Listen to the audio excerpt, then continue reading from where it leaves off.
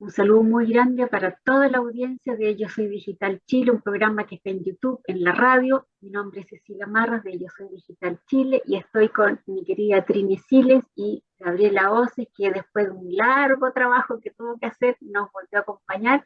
Y saludamos a nuestra Vivi Masoro, que está en Argentina y se reincorpora la próxima semana. Nos vamos con el capítulo número 110, que Trini nos tiene maravillosamente preparado para hoy. Adelante, Trini. Buenos días a todos, queridas compañeras. Vuelvo con ustedes con un cuento de un colombiano, de quien conocimos sobre todo porque llevaron a la pantalla uno de sus libros, El olvido que seremos. Está en Netflix, así que si la quieren ver, después se las vamos a ilustrar. Y quiero primero compartir una imagen con usted de este personaje, del autor. Voy al tiro, un minutito. El autor entonces es Héctor Abad Facholince. El padre era un salubrista muy conocido en Colombia, pero el hijo continuó después con el legado intelectual del padre, no en medicina, sino en apoyo a su Colombia querida. Él es Héctor Abad Facholince. Nació en Medellín en 1958 y me gusta mucho cómo lo describen en internet. En una entrevista que le hacen, dicen, es un hombre tranquilo, de sonrisa amable, mirada honesta y peculiar sentido del humor, habitante de su universo particular, el de sus palabras, un hombre que piensa el mundo a través de su escritura. Y el cuento que quiero hoy día sobrevolar se llama Álbum y forma parte de una de sus antologías. Él ha escrito novelas y también cuentos. Entonces, voy con el cuento Álbum. Todos los jueves almuerzo con mi madre. Por mucho tiempo ella ha estado viviendo en una residencia para ancianos donde dispone de un pequeño apartamento. Cada jueves, llueva o truene, llego poco después de mediodía y charlamos un rato. A la una nos sentamos en el comedor, una mesita estrecha al lado de la ventana que da al patio. Soy el único invitado, pero ella pone la mesa como si vinieran a comer quién sabe quién. Mantel y servilletas de lino blanco, bordados, cubiertos de plata, vasos de cristal, dos pequeños para el vino y dos grandes, siempre llenos de agua. La vajilla de Limoges con el borde dorado y el monograma de palacio. Es la mejor que tiene. Solo la usa los jueves cuando vengo yo, y en todo caso no podría usarla si hubiera más convidados, pues casi todos los platos se quebraron y apenas sí quedan piezas para dos comensales. Mi madre planea el menú desde el martes y encarga por teléfono los ingredientes. Prepara siempre un banquete. Poco antes de la una, mi madre va hasta la cocina y trae las fuentes en un carrito de ruedas. Cuando llegue, pone las fuentes sobre las bandejas de plata marcadas con el mismo monograma de la vajilla. Dedicamos un rato a comentar el sabor y la calidad del almuerzo. Tomamos siempre vino tinto. Este lo llevo yo, porque mi madre no podría permitírselo. Después del postre, nos tomamos el café en dos tacitas de porcelana húngara pintadas a mano, algo desportilladas. Nos gusta mirar juntos los álbumes de familia. Mi madre evita por triste el último álbum de mi madre cuando lo mataron. Y el álbum de mi hermana que murió de cáncer, pero le encanta que miremos el más viejo de todos. Fotos de ella de niña y adolescente con su padre en el palacio. Como yo nunca conocí la mansión, mi madre me la va describiendo y explicando a través de las fotos. Allí se ve el pozo que había en la mitad del patio donde mi madre descendió alguna vez para exigir desde allí que la dejaran casarse con mi padre. Cada foto, con las personas y los sitios que aparecen, le traen a la cabeza alguna historia y así se nos va buena parte de la tarde. La semana pasada fue 1 de mayo y cayó un lunes, despistado por el día de fiesta. El jueves yo pensaba que estábamos en miércoles. Ese jueves estuve con Matilde, una amiga, desde las 5 de la tarde. Esa misma noche mi madre tuvo una crisis cardíaca o quizá un derrame y se murió durante el sueño. Minutos después, cuando me llamaron del asilo a darme la noticia, yo todavía no me había percatado de que ya era viernes. Cuando llegué a la residencia, aturdido e incrédulo, me di cuenta del error por un comentario de la portera del asilo. Ella anoche estaba preocupada porque usted no había venido ni llamado. Decía que eso no había pasado nunca y que en su casa no le contestaban. Al entrar en su apartamento y encontrar la mesa puesta, la comida intacta, atiborrada malamente en la nevera, el álbum abierto en una foto de palacio, no tuve la sensación de haber tenido un descuido, sino la de haber cometido un crimen. No pude evitar pensar en la coincidencia de que yo estuviera gozando con Matilde mientras mi madre se moría. A veces creo que el infierno, si existiera, consistiría en poder ver en el preciso instante de nuestra muerte lo que están haciendo en ese mismo momento las personas a quienes hemos querido. Es un relato, álbum, pero que contiene mucha emoción y una carga, además, de culpa, que después al final, en la frase que leí, sobre todo al final, que no es fácil interpretarla, pero que nos hace pensar en que a pesar de lo culpable que se sentía, al final se termina perdonando cuando dice, a veces creo que el infierno, si existiera, porque él no cree en él, consistiría en poder ver en el preciso instante de nuestra muerte lo que están haciendo en ese mismo momento las personas a quienes hemos querido. Me da la idea que es una fórmula para hacernos ver que a la madre, a pesar de que lo echó de menos en la noche, bueno, se dio cuenta que había sido un equívoco, nada provocado, y que incluso le daba la venia para haber valorado todos esos días a la semana que iba a almorzar con ella y que tenían entre ellos dos un minuto juntos, un minuto propio en que ella revisaba los álbumes de foto porque era lo que la conectaba con la vida más feliz que habían tenido. Es un texto precioso, muy poético, pero además autobiográfico. Si ustedes ven y ojalá lean el libro del olvido que seremos, se van a dar cuenta que esto forma parte de los recuerdos que él tiene de su infancia, porque hace alusión primero a la muerte de su padre, porque efectivamente lo asesinaron en el instante que me vuelva a tocar, vamos a revisar algunas fotografías en torno a eso, pero hace también mención a la muerte de su hermana que murió con una leucemia. Y bueno, el padre médico estaba también limitado porque era una leucemia muy avanzada. Pero la familia tuvo varios hijos, 6 hijos, perdió a una de las hijas y sufrió muchísimo. Y esto se observa perfectamente en la narración que hace de la historia familiar, que resulta ser además muy sensible. Es un hombre, como lo describí en esa frase que aparecía en internet a propósito del autor, del hijo, un hombre con una sensibilidad exquisita, un hombre entrañable que además le da una importancia que vale a la historia familiar que él vivió. Y con esta presentación le paso la palabra a Gaby para que ella nos comente acerca de su impresión. Gracias, Trini. Los saludo y estoy muy contenta de volver a estar acá en este programa después de unas semanas que tuve que ver con otras palabras, escribiendo informe de otras cosas. Volviendo al cuento, me parece que es un cuento rotundo, como muy bien armado y lleno de significado que podemos percibir desde el punto de vista psicológico.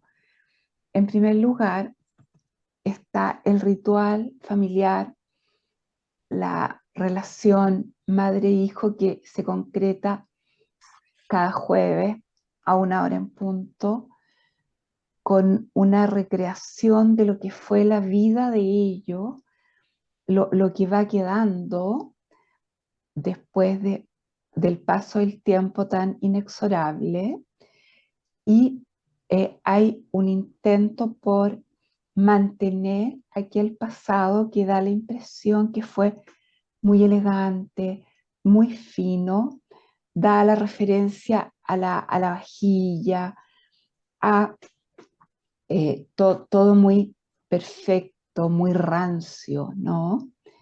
De una antigua elegancia, de un antiguo esplendor, de una casa de familia, una casa señorial, y además está el tema de revisar el álbum cada jueves, el álbum donde está el pasado, donde están las vivencias, donde están los recuerdos de profundo significado para la madre. Y es la memoria, ¿no? Que ahí se mantiene y se cultiva en estos encuentros madre-hijo. Eh, cuando, cuando él, por algo que nos pasa a todos de repente, con tanto día feriado que se pone el lunes, en Chile los feriados normalmente los trasladan a los lunes, el resto de la semana uno se pierde, como que no ve los días tal como son, y eso le pasa a él y cae en un despiste, y además él está con una mujer y está distraído, está embebido en esta situación, y su madre fallece sin que él tenga nociones. Fíjate que yo pienso, Trini, como que esto lo hace tan, pero tan culpable, que yo veo, le doy el sentido opuesto a la última frase del libro, porque, y no es un afán de contradecirte, sino que es como una percepción honesta que tuve, que es como, él dice, el infierno es saber lo que otros están haciendo, y qué hay peor que el infierno. Por otro lado, en el momento en que él rompe esta tradición, en que ya no hay, es como un quiebre, ¿no? Con toda esta referencia al pasado, con toda esta memoria, y es un quiebre en un momento como muy todo lo contrario. No, esta Matilde era una amiga, y los hombres con esa palabra connotan relaciones no importantes. O sea, él estaba en una actividad muy presente, muy de presente, muy de hoy, muy de él. Entonces, deja atrás de sí este, estos momentos de sumergirse en las memorias, y justo ahí muere la madre. Entonces, eh, ahí él experimenta una culpa que queda también abierto si la madre murió por algo azaroso, o bien muere cuando en un minuto dado se le va el sentido de, de, de su vida, que está en el poner la vista en el pasado. Entonces quedan todas esas interrogantes abiertas. Incluso se abre la dimensión pasado y el hoy, el hoy donde él, si queremos pensarlo así, se realiza como hombre, versus este pasado que le pertenece más a la madre. Bien, dejo acá el comentario y eh, le paso la palabra a Cecilia. Gracias, Gavita, gracias, Trini. La verdad que encuentro un relato, como dice Trini, bien bonito, porque uno, qué rico que un hijo va a acompañar todos los jueves sagradamente a su madre, y se involucra en su velocidad, en la forma que ella quiere, en ver las fotos que ella quiere. Creo que es muy bonito de su parte, un ritual importantísimo, y creo que aquí hay que detenerse en los rituales de las personas mayores, porque es súper importante cuando uno promete algo, cumplirlo. Yo me he dado cuenta en eso de estos años que he estado en relación con el adulto mayor. A veces uno piensa que posponer un compromiso es fácil para ellos, y no es tan fácil. La verdad que lo esperan con harta ansia. Entonces cuidado con esa parte. Obviamente siento que es un cuento donde él la acompaña, no la recrimina, no hace lo que él quiere, sino que más bien lo que ella quiere y se van a las fotos de cuando ella era niñita.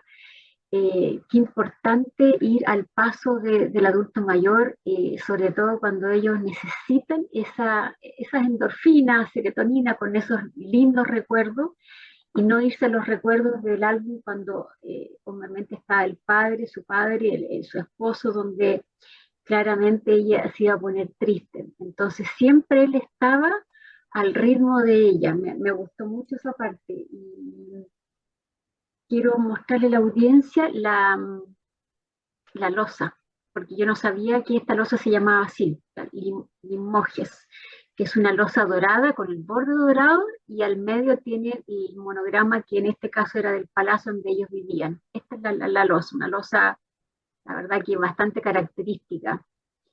Me gustó mucho el cuento y creo que es una realidad que hoy día de acompañar a los padres en ciertos días de la semana es muy común y en otros no tanto, pero es bastante común, así que un cuento sencillo, bonito, simpático y harto que rescatar. Así que le doy la palabra a Trini ahora. Adelante, Trini. Muy bien, con relación al cuento, ¿no? Que tiene dos hojas, pero que contiene mucha historia, una historia de familia. Pensemos desde un inicio, ¿no? Primero es el álbum que de alguna manera representa, bueno, un contenido de recuerdos, de imágenes que tuvieron ellos en el pasado, evidentes, pero hace además alguna crítica también social interesante. Por ejemplo, cuando la madre le ha ido revelando algunos secretos de su infancia, cuando vivió en el palacio, seguramente fue hija de algún presidente o algo cercano a eso. Sin embargo, los padres le cuestionaron la elección de marido. Y lo dice en una frase, con eso lo dice todo.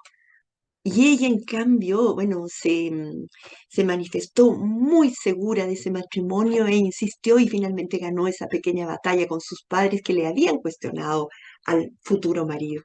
Termina siendo un hombre muy querido y una familia además muy, muy contenedora.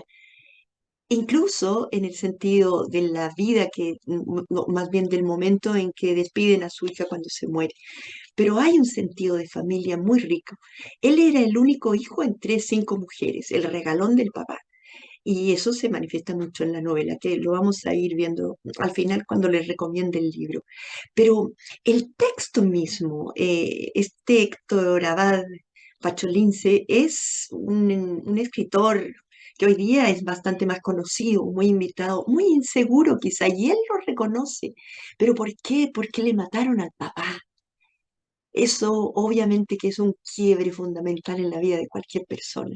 En un momento en que Colombia, bueno, vivía momentos muy álgidos, muy revueltos políticamente, frente al tema, bueno, de revolucionario que se les estaba presentando, con el narcotráfico y con esas amenazas permanentes a la vida civil de todas las personas. Pero el cuento mismo, el álbum, nuevamente recorriendo la historia, está como compuesta por dos partes. En principio, por el hábito que tenía él de ir a verla todos los jueves, una costumbre que en general las personas que viven en una residencia esperan con ansias. Y efectivamente, el sentir que la otra persona ha fallado para ellos es una desilusión terrible. Han esperado casi la semana entera y de pronto sufren este olvido o esta falta, que para él significa una tortura. Pero me encanta que tú disientas de mi final, pero sin embargo yo insisto en que después, sobre todo cuando esos viejos nuestros queridos papás en su momento, cuando, bueno, nos esperan, pero bueno, ellos mismos después entienden que fue una falta, fue un acto fallido quizá, y que a quién no le pasa. Pero sin embargo, ella muere en el sueño. Eso termina siendo también muy significativo. Muere serena, muere tranquila. ¿Quién no quiere morir así? Y su hijo, además, se da cuenta de eso, pero vuelve al lugar donde se encontraba con su madre. Y bueno, la recuerda en las comidas que tenía. Yo que voy a las residencias veo este ritual del que hablaba Gabriela. Veo este ritual de muchos hijos que van a ver a sus seres queridos, a su madre, a quien más quería. De hecho, ella murió, parece que durante la pandemia. Y obviamente que había un cariño entrañable hacia esa mujer. Pero bueno, volviendo al cuento, el quiebre se produce cuando él regresa a la residencia y la secretaria, parece que la recepcionista le avisa que su madre ha muerto. Creo que le dicen incluso por teléfono y que lo estaba esperando y ahí a él le viene la realidad al cuerpo y se da cuenta que se equivocó, pero lo dice de esa manera tan maravillosa, ¿no? En que dice, no tuve la sensación de haber tenido un descuido, sino de haber cometido un crimen. Porque claro, era, bueno, el sentido que quizá le daba vida a esa madre, en la espera del hijo que iba a llegar. Y termina, bueno, de una manera en que quizás apela al lector para que lo interprete de distintas maneras. Yo quisiera pensar que su madre no iba a quedar presente en la vida del hijo como una culpa, sino más bien como un cariño entrañable que había entre esa mujer y su hijo, ¿no? Es un cuento más de este autor que revela mucho la idiosincrasia latinoamericana, de la importancia que tiene la familia todavía para nuestros países, que tratan de contener el sentido de familia e incluso de transmitirles el valor que tiene la familia para los personajes y para los seres, ¿no? En general. Muy bien, te cedo la palabra y después te la vuelvo a pedir, Gabriela, para hablar del libro que quiero recomendarles. Estaba pensando en que hay como distintos planos en esta culpa. Está el plano de la madre, de los hechos como tal. Lo más probable es que la madre no hubiera muerto porque el hijo no vino eh, y que hubiera muerto por causas naturales, pero ese es como lo que ocurre. Pero ¿qué pasa con la manera subjetiva de vivirlo? Es probable que el hijo haya caído en culpa y una culpa que se agrava porque no tiene expiación, no tiene cómo borrarla. La- las culpas, las culpas se borran. En la religión, en la religión católica, el sacramento de la confesión borra la culpa del pecador. La muerte de Jesucristo borró las culpas de la humanidad. O sea, cabe la posibilidad teórica de la culpa. En la legislación, la culpa se, se paga con cárcel o se retribuye al que se ofendió, se piden las disculpas, etcétera. Disculpas, ¿ya? Deja la culpa atrás. Ese es el sentido. Pero en este caso y en todos aquellos casos en que ha influido un poderosísimo factor irremontable, que es la muerte, la culpa, no tiene vuelta atrás, no es reversible, no hay posibilidad de borrarla. Entonces, eh, probablemente la madre no lo vivió así como dice la Trini. Para la madre esto es entendible, no tuvo la importancia tan grande, si es que los muertos pudieran hablarlo, ¿no? Pero es como el sentido que puede haber tenido la muerte para la madre y es como difícil que una madre vaya a recriminar a un hijo por una vez que falló cuando toda la vida estuvo con ella. Pero distinto es ponerse en el lado del hijo y ahí esta culpa puede ser algo insondable que lleve consigo para siempre. Porque si ustedes se fijan en la vida, no hay tantos días recordables así. La mayoría de la vida es una infinidad de de días similares, pero sí hay días que uno va a recordar siempre, que un ser humano va a recordar y que quedan impresos también en el recuerdo, es el día de la muerte del padre, el día de la muerte de la madre y de las personas queridas, es uno de aquellos días que se tornan inolvidables. Por lo tanto, es la hondura de esta culpa y la no posibilidad de reparación, me parece que le da como un peso adicional. Eso. Con esto no sé quién va a hablar ahora, Cecilia, me imagino. Trini, Trini, ¿tú querías decir algo o mostrar algo? Sí, quería Ya, compartir con perdón. ustedes esta fotografía, esta plantilla que aparece aquí, donde está el padre Héctor Abad Gómez. Es el que aparece en la esquina izquierda, allí con la familia. De hecho, tenían una vida familiar muy intensa y el padre encantador. En la película lo representan muy bien. Era un médico muy conocido que publicó además una serie de artículos relacionados con la salud pública y quiso ser escritor. En algún minuto se sintió frustrado por no haber escrito una novela, pero el hijo continuó con esa intención, pero nació en 1921 y efectivamente era un luchador por los derechos humanos, que bueno, en los tiempos en que aquí voy, en los tiempos difíciles que vivió Colombia, eh, bueno, él asumió desde los derechos humanos una defensa permanente con, bueno, con